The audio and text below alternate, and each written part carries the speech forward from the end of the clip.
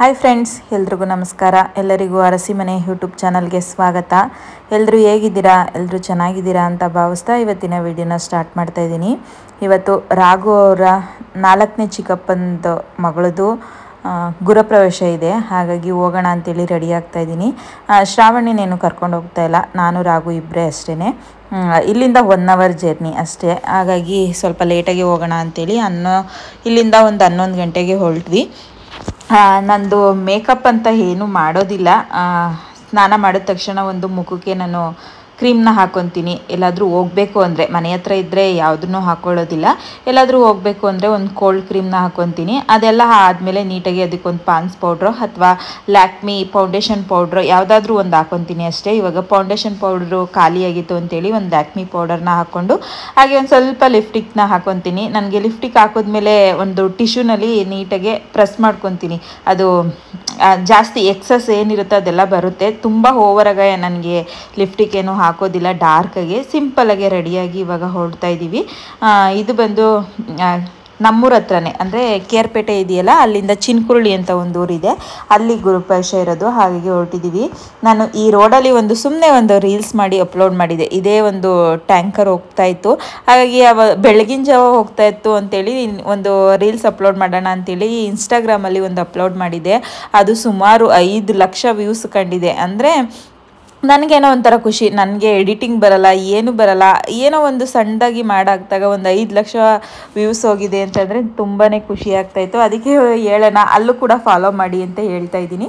ಈಗ ಆಲ್ಮೋಸ್ಟ್ ಚಿನ್ಕುರುಳಿ ಹತ್ರನೇ ಬಂದ್ವಿ. ಇದೊಂದು ಸ್ವಲ್ಪ ಟೌನ್ ಥರನೇ ಇದೆ. ಅಂದರೆ ಈತಗೆ ಸ್ವಲ್ಪ ಸಿಟಿನೂ ಅಲ್ಲ, ಈ ಕಡೆ ಹಳ್ಳಿನೂ ಅಲ್ಲ, ಆ ಥರ ಮಧ್ಯದಲ್ಲಿ ಇರುವಂಥದ್ದು ಈ ಊರು. ಆಲ್ಮೋಸ್ಟ್ ಇಲ್ಲಿ ಎಲ್ಲ ಸಿಗುತ್ತೆ, ಸಂತೆ ನಡೆಯುತ್ತೆ. ಹಾಗಾಗಿ ಇದೇ ಊರು ರೋಡ್ ಸೈಡಲ್ಲೇ ಇರೋದ್ರಿಂದ ಏನು ಮನೆ ಹುಡ್ಕೋ ಅವಶ್ಯಕತೆ ಇರಲಿಲ್ಲ ನಮಗೆ. ಮೇನ್ ರೋಡ್ ಪಕ್ಕದಲ್ಲೇ ಇತ್ತು ಮನೆ.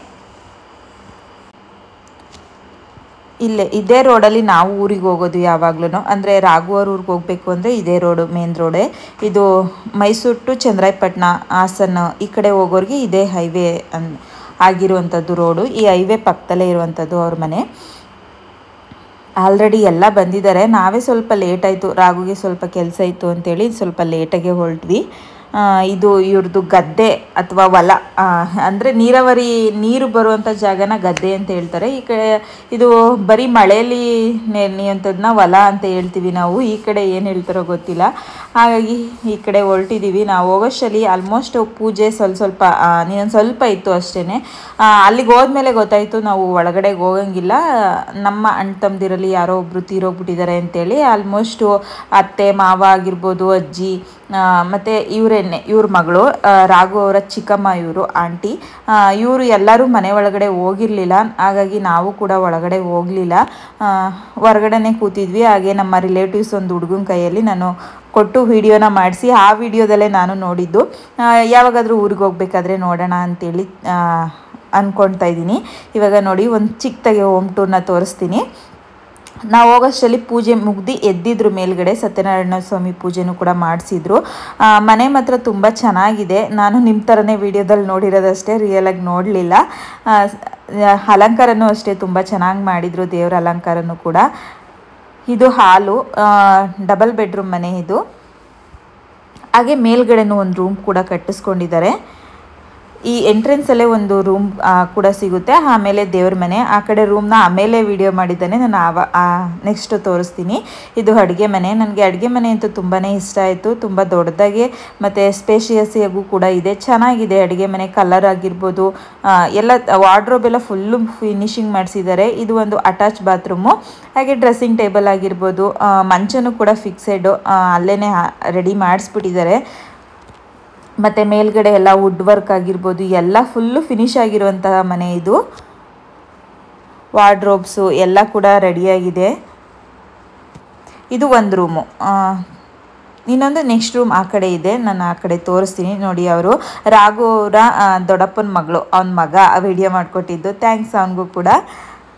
ಅಡುಗೆ ಮನೆಯಲ್ಲಿ ನನಗಿಷ್ಟ ಆಗಿದ್ದು ಇದು ಚಿಕ್ಕದೊಂದು ಸ್ಟೋರೇಜ್ ಕೂಡ ಮಾಡ್ಕೊಂಡಿದ್ದಾರೆ ಅಲ್ವಾ, ಚೆನ್ನಾಗಿರುತ್ತೆ. ಐಟಮ್ಸ್ ಎಲ್ಲ ಇಡೋಕ್ಕೆ ಮತ್ತು ಎಕ್ಸ್ಟ್ರಾ ಪಾತ್ರೆಗಳೆಲ್ಲ ಏನಿರುತ್ತೆ ಅದನ್ನೆಲ್ಲ ಸ್ಟೋರ್ ಮಾಡೋದಕ್ಕೆ ಒಂದು ಸ್ವಲ್ಪ ಚಿಕ್ಕದಾಗೆ ಒಂದು 4 ಸೆಲ್ಫೋ 5 ಸೆಲ್ಫೋ ಹಾಕಿ ಒಂದು ಚಿಕ್ಕದಾಗೆ ಒಂದು ಸ್ಟೋರ್ ರೂಮ್ ಕೂಡ ಮಾಡ್ಕೊಂಡಿದ್ದಾರೆ. ದೇವ್ರ ಮನೆಯೂ ಅಷ್ಟೇ, ಈಗಿನ ಟ್ರೆಂಡು ಹೇಗಿದೆ ಹಾಗೇ ಇದೆ. ಇವಾಗ ಇದು ಹಾಲ್ ಪಕ್ಕದಲ್ಲೇ ಇರುವಂಥದ್ದು. ಇದು ಕೂಡ ಇದಕ್ಕೂ ಅಷ್ಟೇ ಫುಲ್ಲು ವಾರ್ಡ್ರೋಬ್ ಎಲ್ಲ ಮಾಡಿ ಮತ್ತು ಅಲ್ಲೇ ಅಟ್ಯಾಚು ಮಂಚ ಕೂಡ ಮಾಡಿಸಿದ್ದಾರೆ. ಇದಕ್ಕೆ ಸ್ವಲ್ಪ ವಾರ್ಡ್ರೋಬ್ ದೊಡ್ಡದಾಗಿ ಮಾಡ್ಕೊಂಡಿದ್ದಾರೆ. ಸ್ವಲ್ಪ ಸ್ಲೈಡಿಂಗ್ ಡೋರು ಮತ್ತು ಓಪನ್ ಡೋರ್ ಎರಡೂ ಕೂಡ ಮಾಡ್ಕೊಂಡಿದ್ದಾರೆ. ಫುಲ್ಲು ಗೋಡೆ ಪೂರ್ತಿ ಇದೆ ವಾರ್ಡ್ರೋಬ್ ಅಂತಲೇ ಹೇಳ್ಬೋದು. ಹಾಗೆ ಈ ಥರ ಓಪನ್ ವಾರ್ಡ್ರೋಬ್ಗೆ ಒಂದು ಮಿರರ್ ಕೂಡ ಅಟ್ಯಾಚ್ ಮಾಡಿದ್ದಾರೆ. ನನಗೆ ವಾರ್ಡ್ರೋಬ್ ಕಲರು ಕೂಡ ಅಷ್ಟೇ ತುಂಬ ಚೆನ್ನಾಗಿದೆ ಅನ್ನಿಸ್ತು. ಒಂಥರ ವುಡ್ಡು ಲುಕ್ ಕೊಡುತ್ತೆ. ಆ ಥರ ಎಲ್ಲದಕ್ಕೂ ಕಾಂಬಿನೇಷನ್ ಎಲ್ಲ ಚೆನ್ನಾಗಿ ಮಾಡಿಸಿದ್ರು.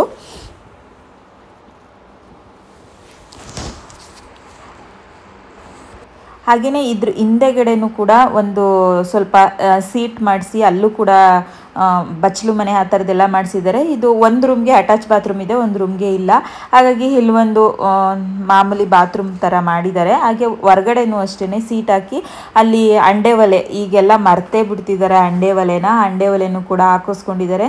ಮತ್ತು ಇವ್ರದ್ದು ಸ್ವಲ್ಪ ಹಳ್ಳಿ ವಾತಾವರಣನೂ ಇರೋದ್ರಿಂದ, ಇವ್ರದ್ದು ಜಮೀನೆಲ್ಲ ಇರೋದ್ರಿಂದ ಏನಾದರೂ ಆಡಿ ಕುರಿ ಏನಾದರೂ ಸಾಕೋದಕ್ಕೆ ಅಂತ ಅನಿಸುತ್ತೆ. ಬಟ್ ನನಗೆ ಕ್ಲಿಯರಾಗಿ ಗೊತ್ತಿಲ್ಲ. ಇಲ್ಲೂ ಕೂಡ ಒಂದು ಸಿಂಕ್ ಹಾಕಿ ಇಲ್ಲಿ ಅಂಡೆ ಒಲೆನೂ ಕೂಡ ಒಂದು ಬಚ್ಚಲು ಮನೆ ಥರ ಮಾಡಿದ್ದಾರೆ. ಇಲ್ಲೂ ಕೂಡ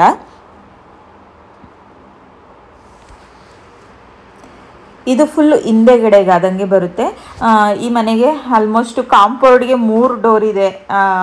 ಅದು ಎಂಟ್ರೆನ್ಸಲ್ಲಿ ಫುಲ್ಲು ಉದ್ದಕ್ಕೂ ಬಿಟ್ಟಿದ್ದಾರಲ್ಲ, ಅಲ್ಲಿ ಜಾಗ ಆ ಕಡೆನೂ ಕಾಂಪೌಂಡ್ ಇದೆ, ಈ ಕಡೆ ಗೇಟು ಇದೆ, ಆ ಕಡೆನೂ ಇದೆ.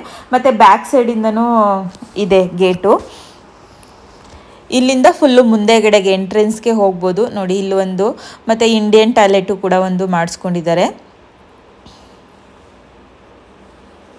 ಇದೆಲ್ಲ ತೋಟ ಅವ್ರದ್ದೇ ಇರಬೇಕು ಅನಿಸುತ್ತೆ, ನನಗೇನು ಅಷ್ಟು ಗೊತ್ತಿಲ್ಲ. ಯಾಕಂದರೆ ಎಲ್ಲ ಒಂದೇ ಸೈಜು ಗಿಡಗಳು ಹಾಕಿದ್ದಾರೆ. ಇವ್ರ ಮನೆ ಮುಂದೆ ಹಿಂದೆ ಎಲ್ಲ ಕಡೆನೂ ಒಂದೇ ಸೈಜ್ ಗಿಡ ಹಾಕಿದ್ದಾರೆ. ಮತ್ತು ನೋಡಿ ಸುತ್ತ ಈ ಥರ ಕಲ್ಲಿಂದು ಇಟ್ಟಿಗೆ, ಕಲ್ಲುಂದು ಇದು ಸ್ಟೋನ್ ಅಲ್ವಾ, ಹಾಗಾಗಿ ಇದಕ್ಕೆ ಪೇಂಟ್ ಖರ್ಚು ಬರೋಲ್ಲ. ಮತ್ತು ಆವಾಗವಾಗ ಪೇಂಟ್ ಹೊಡಿಸ್ಬೇಕು ಅನ್ನೋದಿಲ್ಲ. ಈ ಥರ ಹಾಕ್ಸಿದ್ರೆ ತುಂಬ ಮೇಂಟೈನ್ ಮಾಡ್ಕೋಬೋದು ಅನಿಸುತ್ತೆ. ಹಾಗೆ ಅಲ್ಲಿ ನಾಯಿಗೆ ಅಥವಾ ಏನಕ್ಕಾದ್ರೂ ಆಗುತ್ತೆ ಅಂತೇಳಿ ಮೆಟ್ಲು ಕೆಳಗಡೆನೂ ಒಂದು ಮಾಡಿಸ್ಕೊಂಡಿದ್ದಾರೆ. ನಾವೆಲ್ಲರೂ ಇಲ್ಲೇ ಕೂತ್ಕೊಂಡು ವೆಯ್ಟ್ ಮಾಡ್ತಾಯಿದ್ದೀವಿ, ಒಳಗಡೆಗೆ ಹೋಗೋಕ್ಕಾಗಲಿಲ್ವಲ್ಲ. ಹಾಗೆ ಸತ್ಯನಾರಾಯಣ ಸ್ವಾಮಿ ಪೂಜೆ ಎಲ್ಲ ಮುಗಿಸಿ ಎಲ್ಲ ಪ್ರಸಾದ ಹೂವು ಎಲ್ಲ ತೊಗೊತಾಯಿದ್ರು. ನಾವು ಏನು ಪ್ರಸಾದನೂ ಏನು ತೊಗೊಳಕ್ಕೆ ಹೋಗಲಿಲ್ಲ. ಯಾಕೆ ಅಂದರೆ ಸೂತ್ಕ ಆದಮೇಲೆ ಅದೆಲ್ಲ ಏನು ಮುಡಿಸ್ಕೋಬೇಕು ಅಂತೇಳಿ. ಹಾಗೆ ರಾಗುನು ಕೂತಿದ್ದಾರೆ. ಅವ್ರ ಪಕ್ಕ ಕೂತಿರೋದು ರೆಡ್ ಸ್ಯಾರಿ ಅವ್ರ ಅಕ್ಕ, ಅವ್ರ ಅಮ್ಮ, ಅವರಪ್ಪ ಮತ್ತು ಅಜ್ಜಿನೂ ಕೂಡ ಇದ್ದರು. ಅಂದರೆ ರಾಘು ಅವರ ಅಜ್ಜಿನೂ ಕೂಡ ಇದ್ದಾರೆ.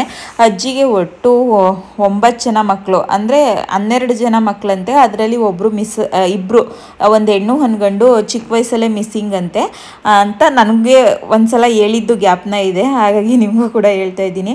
ಹಾಗೆ ರಾಘು ಅವ್ರ ಅಪ್ಪನೇ ಮೊದಲನೇವರಾಗಿರೋದ್ರಿಂದ ನೀನಿದ್ದವರೆಲ್ಲ ರಾಘುಗೆ ಚಿಕ್ಕಪ್ಪ ಮತ್ತು ಅತ್ತೆದಿರು ಇಬ್ಬರು, ನೀನಿದ್ದವರೆಲ್ಲ ಚಿಕ್ಕಪ್ಪಂದಿರು. ಇದು 4ನೇ ಚಿಕ್ಕಪ್ಪನ ಮಗಳು ಮನೆ ಅಂತ ಅನಿಸುತ್ತೆ. ಅಷ್ಟರಲ್ಲಿ ಇದೆಲ್ಲ ಆದಮೇಲೆ ನಾವು ಊಟಕ್ಕೆ ಅಂತ ಹೋಗ್ತಾ ಇದ್ದೀವಿ. ನಾವು ಹೊರಗಡೆನೇ ಕೂತಿದ್ವಲ್ಲ, ಹಾಗಾಗಿ ಮೊದಲನೇ ಪಂಕ್ತಿಗೆ ಊಟಕ್ಕೆ ಹೋಗ್ತಾ ಇದ್ದೀವಿ. ಹಾಗೆ ರಾಘು ಅವರ ಚಿಕ್ಕಪ್ಪನ ಮಗ ಅವರು ಕೂಡ ಬಂದಿದ್ದರು. ಅವ್ರ ಜೊತೆನೇ ನಾನು ಊಟಕ್ಕೆ ಹೋಗ್ತಾ ಇದ್ದೀನಿ. ರಾಘು ಅವ್ರ ಅಕ್ಕ ಅವರೆಲ್ಲರೂ ಸುಮಾರು ಜನ ಬಂದಿದ್ದರು. ಬಟ್ ನೋಡಿರೋರೇ ಬಂದಿದ್ದರು. ಯಾಕಂದರೆ ನಾನು ರಾಘು ಅವ್ರ ಫ್ಯಾಮಿಲಿಯಲ್ಲಿ ಸುಮಾರು ಜನ ನೋಡೇ ಇಲ್ಲ. ಹಾಗೆ ಊಟನೂ ಕೂಡ ಮಾಡ್ತಾಯಿದ್ದೀನಿ. ನನಗೆ ಈ ಥರ ಮದುವೆ ಊಟ ಆಗಿರ್ಬೋದು, ಗುರುಪ್ರವೇಶದ್ದು, ನಾಮಕರಣದ ಊಟ ತುಂಬ ಇಷ್ಟ ಆಗುತ್ತೆ. ನಮ್ಮ ಸೈಡು ಅಂದರೆ ಮಂಡ್ಯ ಸೈಡು ಸ್ವಲ್ಪ ನಾನ್ ವೆಜ್ನ ಇಷ್ಟಪಡ್ತಾರೆ. ನನಗೆ ಅದೇನೋ ನಾನ್ ವೆಜ್ ಅಷ್ಟು ಇಷ್ಟ ಆಗಲ್ಲ. ಎಲ್ಲಾದರೂ ಬೇರೆ ಕಡೆ ತಿನ್ನೋದಾಗಲಿ, ಬೇರೆ ಮನೇಲಾಗಲಿ ನಂಗೆ ಅಷ್ಟು ಇಷ್ಟ ಆಗಲ್ಲ. ನನಗೆ ಈ ಥರ ನಾನ್ ವೆಜ್ ಬಿಟ್ಟು ಸಿಹಿ ಊಟ ಅಂತ ಹೇಳ್ತೀವಲ್ಲ, ಅದು ನನಗೆ ತುಂಬ ಇಷ್ಟ ಆಗುತ್ತೆ. ಹಾಗೆ ಈ ರಿಲೇಟಿವ್ಸಲ್ಲಿ ಅಂದರೆ ಈ ಫ್ಯಾಮಿಲಿಯಲ್ಲಿ ಯಾರ್ಯಾರು ಬಂದಿದ್ರು ಅವ್ರನ್ನೆಲ್ಲ ಒಂದೇ ಫೋಟೋದಲ್ಲಿ ತೆಗ್ಸೋದಕ್ಕೆ ಅಂತ ಟ್ರೈ ಮಾಡ್ತಾಯಿದ್ರು. ಬಟ್ ಒಬ್ಬರು ಆ ಕಡೆಗೆ ಹೋದರೆ ಒಬ್ಬರು ಈ ಕಡೆಗೆ ಬರ್ತಾಯಿದ್ರು. ಇಲ್ಲಿ ನಿಂತಿದ್ದಾರಲ್ಲ ರೆಡ್ ಕಲರ್ ಬ್ಲೌಸು, ಅವರೇ ಅಜ್ಜಿ, ಅಂದರೆ ರಾಘು ಅವರ ಅಜ್ಜಿಗೆ ಒಟ್ಟು 8 ಜನ ಈಗಿರುವಂಥ ಮಕ್ಕಳು. ತಾತ ಇಲ್ಲ, ಅಜ್ಜಿ ಇದ್ದಾರೆ. ಅದರಲ್ಲಿ ಸುಮಾರು ಇವಾಗ ಫ್ಯಾಮಿಲಿಲಿ ಒಟ್ಟು 69 ಜನ ಇದ್ದಾರೆ. ಅಂದರೆ ಒಬ್ಬೊಬ್ಬರು ಫ್ಯಾಮಿಲಿಗೆ ಈಗ 9 ಜನ ಆಗಿದ್ದಾರೆ. ಈಗ ರಾಘು ಅಂತಂದರೆ ರಾಘು ಅವ್ರ ಅಪ್ಪ, ಅಮ್ಮ, ಅಕ್ಕ, ಭಾವ, ಅಕ್ಕನ ಮಕ್ಕಳು, ಈಗ ರಾಘು, ನಾನು, ಶ್ರಾವಣ್ಯ ಆ ಥರ ಲೆಕ್ಕ ಹಾಕೊಂಡು ಹೋದರೆ ಈಗ ಫಸ್ಟ್ನೇವರೇ ಮಾವ ಆಗಿರೋದ್ರಿಂದ ಮಾವನ ಫ್ಯಾಮಿಲಿಯಲ್ಲಿ 9 ಜನ. ಹಂಗೆ 9 ಫ್ಯಾಮಿಲಿಯಲ್ಲಿ ಸೇರಿಸಿ ಎಲ್ಲರಿಗೂ ಸೇರಿಸಿ 69 ಜನ ಆಗ್ತಾರೆ ಇವ್ರ ಫ್ಯಾಮಿಲಿಲಿ. ಬಟ್ ಯಾರೂ ಒಂದೇ ಸರಿಯಲ್ಲಿ ಎಲ್ಲೂ ಕೂಡ ಸೇರೋದಿಲ್ಲ. ಇನ್ ಕೇಸ್ ಹೇಳಬೇಕು ಅಂದರೆ ನಾನು ಮೊದಲೇ ಹೇಳ್ದಂಗೆ ನಾನು ಇವ್ರ ಫ್ಯಾಮಿಲಿಲಿ ಸುಮಾರು ಜನನ ನೋಡೇ ಇಲ್ಲ. ನಾನು ಮದುವೆ ಆಗಿ 11 ವರ್ಷ ಆಯಿತು. 11 ವರ್ಷದಲ್ಲಿ ನಾನು ಸುಮಾರು ಜನನ ನೋಡಿಲ್ಲ ಅಂತ ಹೇಳ್ಬೋದು. ಕೆಲವ್ರನ್ನ ನಾನು ಮದುವೆ ಆದ ಹೊಸದ್ರಲ್ಲಿ ನೋಡಿದ್ದೀನಿ, ಅದು ಬಿಟ್ಟೆ ತಿರ್ಗಾ ನೋಡಿಲ್ಲ. ಇನ್ನು ನನ್ನ ಪಕ್ಕ ನಿಂತಿದ್ದಾಳಲ್ಲ ಅವ್ರದ್ದೇ ಮನೆ ಗುರುಪ್ರವೇಶ ಆಗಿದ್ದು. ಈಗ ಗುರುಪ್ರವೇಶ ಎಲ್ಲ ಮುಗಿಸ್ಕೊಂಡು ನಾವು ಶ್ರಾವಣಿಗೆ ಕರ್ಕೊಂಡು ಹೋಗಿರ್ಲಿಲ್ವಲ್ಲ, ಹಾಗಾಗಿ ಸ್ಕೂಲು ಬಿಡೋಷ್ಟರಲ್ಲಿ ವಾಪಸ್ ಬರಬೇಕು ಅಂತೇಳಿ ನಾವು ಬೇಗನೆ ಕೂಡ ಹೊರಟ್ವಿ.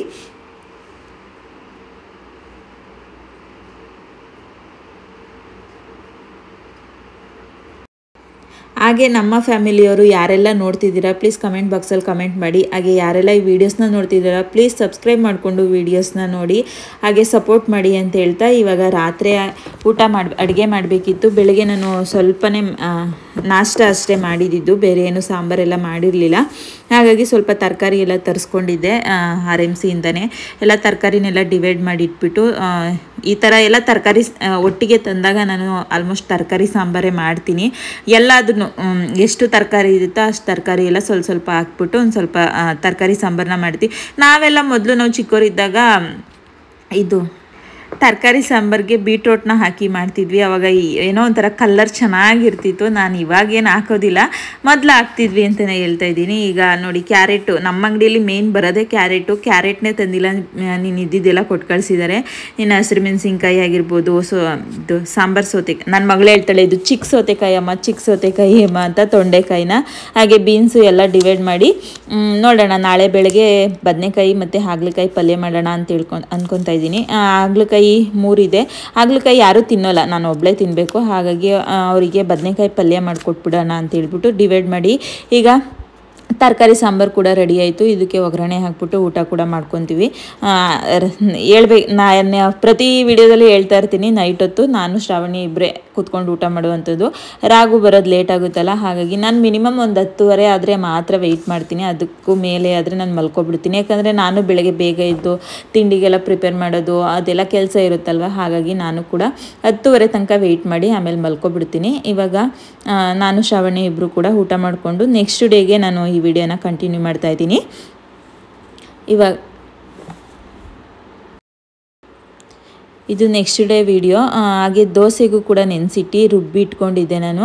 ಇವಾಗ ಅದಕ್ಕೆ ಬದನೆಕಾಯಿ ಪಲ್ಯ ಮತ್ತು ಹಾಗಲಕಾಯಿ ಪಲ್ಯ ಮಾಡೋಣ ಅಂತೇಳಿ ಬೇಗನೆ ಆಗಿಬಿಡುತ್ತೆ. ಎರಡೂ ನಾನು ಕುಕ್ಕರಲ್ಲೇ ಮಾಡ್ತಾಯಿದ್ದೀನಿ ಇವತ್ತು. ನೋಡಿ ಬದನೆಕಾಯಿ ಹುಳ ಆಗಿಬಿಟ್ಟಿದೆ.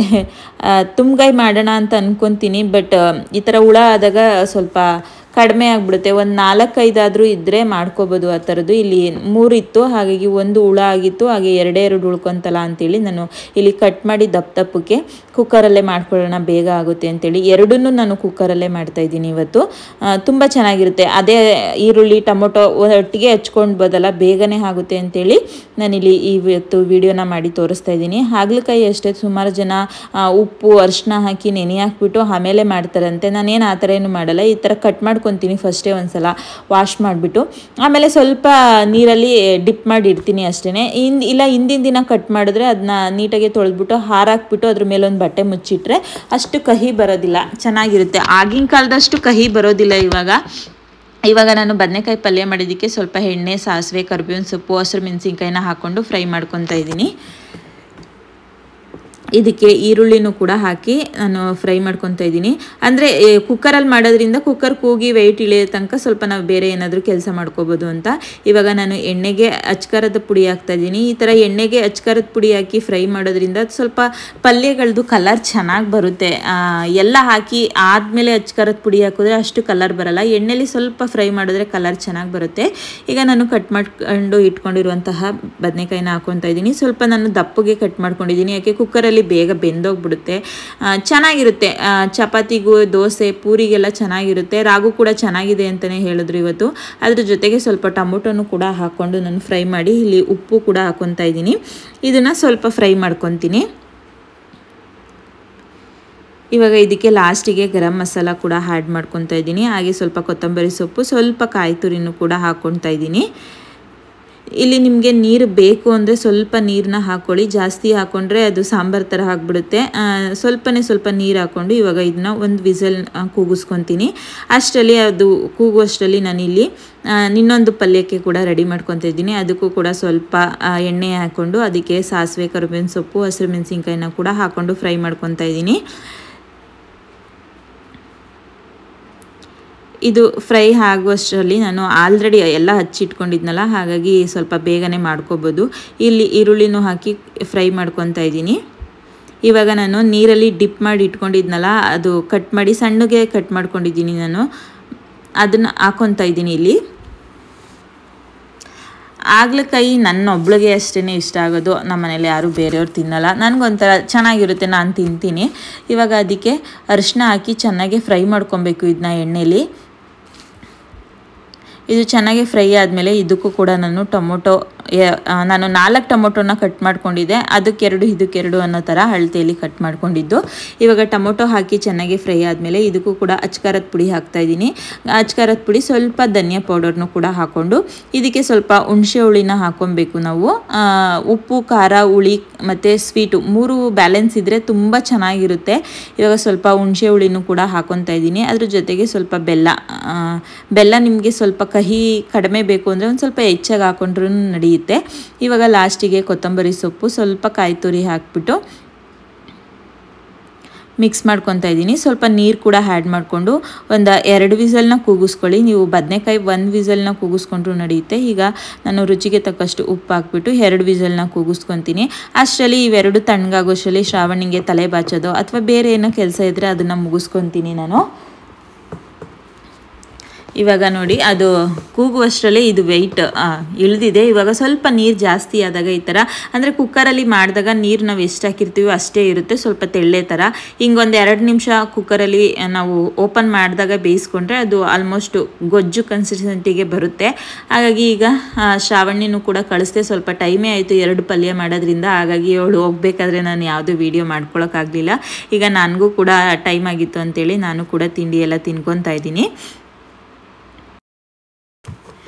ನಮ್ಮನೇಲಿ ಸ್ವಲ್ಪ ದೋಸೆ ಅಂದರೆ ಶ್ರಾವಣಿಗೆ ತುಂಬ ಇಷ್ಟ. ರಾಘು ಅಷ್ಟೇನು ಇಷ್ಟಪಡೋದಿಲ್ಲ, ಅವ್ರಿಗೆ ಚಪಾತಿ ಅಂದರೆ ಇಷ್ಟ. ಶ್ರಾವಣ್ಯ ಸ್ಕೂಲಿಂದ ಬಂದ ತಕ್ಷಣ ಅವಳೇನೆ ಪುಟ್ಟು ದೋಸೆ ಕೂಡ ಹಾಕ್ಕೊತಿದ್ದಾಳೆ. ಹಾಲ್ಟ್ ಹಾಕ್ತೀನಿ, ಕನ್ನಡಕ ಹಾಕ್ತೀನಿ ಅಂತೇಳಿ ಅವಳೇ ಮಾಡ್ಕೊತಿದ್ದಾಳೆ. ನಾನಿದ್ದಾಗ ಅಷ್ಟೇ ಅವಳನ್ನ ಗ್ಯಾಸ್ ಹತ್ರಕ್ಕೆ ಬಿಡೋದು. ನಾನು ಇಲ್ಲ ಅಂದಾಗ ಅವಳನ್ನ ಏನು ಗ್ಯಾಸ್ ಹತ್ರ ಹೋಗಬೇಡ ಅಂತ ಹೇಳ್ತೀನಿ. ಕಲಿತಿದ್ದಾಳಲ್ವ, ಕಲೀಲಿ ಅಂತ. ನೋಡಿ, ಅವಳು ಹಾಕಿರೋ ಟೀ ಶರ್ಟು ನಾನು ಮದುವೆ ಆದ ವಸ್ತ್ರಲ್ಲಿ ತೊಗೊಂಡಿರುವಂಥದ್ದು. ಇವಾಗ ಆಲ್ರೆಡಿ ಅವಳಿಗೆ ಆಗ್ತಿದೆ. ಬಟ್ಟೆ ನೋಡಿದ್ರೇ ಗೊತ್ತಾಗುತ್ತೆ ಅವರು ದೊಡ್ಡವ್ರು ಆಗ್ತಿದ್ದಾರೆ, ಕೆಲಸನ ಕಲಿಸ್ಬೇಕು ಅನ್ನೋವಂಥದ್ದು. ಓದು, ಆಟ ಪಾಠದ ಜೊತೆಗೆ ಸ್ವಲ್ಪ ಮನೆ ಕೆಲಸಗಳನ್ನೂ ಕೂಡ ಕಲೀಲಿ ಅಂತೇಳಿ ಅಷ್ಟೇ. ಅವಳಿಗೆ ಎಷ್ಟು ಬೇಕೋ ಅಷ್ಟನ್ನು ದೋಸೆ ಹಾಕ್ಕೊಂಡು ತಿಂತಾ ಇದ್ದಾಳೆ.